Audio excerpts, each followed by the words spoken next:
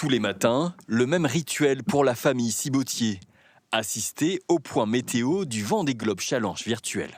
Ce routeur nous permet d'obtenir le trajet idéal en fonction des prévisions à cet instant-là pour rejoindre les Sables d'Olonne qui se trouvent ici finalement.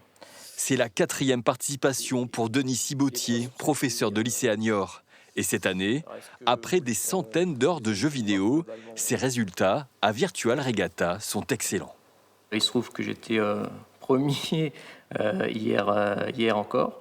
Là, j'ai perdu pas mal de place. Alors, c'est dû au fait que des bateaux qui se trouvent très à l'est, finalement, sont plus proches des Sables d'Olonne que moi.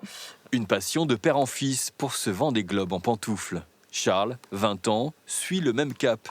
Déjà dans le top 5000 sur 1 million de joueurs. C'est un échange entre père et fils, comme les vents sont mis à jour régulièrement. On échange et puis on regarde, on prend des stratégies différentes, mais on prend surtout des conseils. Consécration ultime, ils peuvent aussi côtoyer quelques grands noms de la navigation sur leurs ordinateurs, comme le Cléache, Gabard ou Perron, absent du Vendée Globe, mais pas de sa simulation. Ça, c'est mon bateau. Derrière, il y a le Perron un peu plus loin.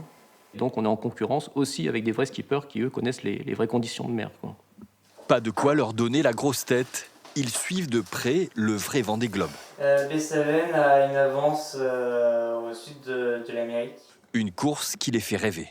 Il faut reconnaître aussi que les aventuriers, c'est pas nous, derrière nos fauteuils, ou sur nos fauteuils. C'est eux qui sont en pleine mer. C'est une grosse aventure. Enfin, c'est les derniers aventuriers, à mon sens, qu'il y a encore en sport. Encore une semaine de course virtuelle pour Denis et Charles. Du côté de l'océan, il faudra encore attendre la fin du mois.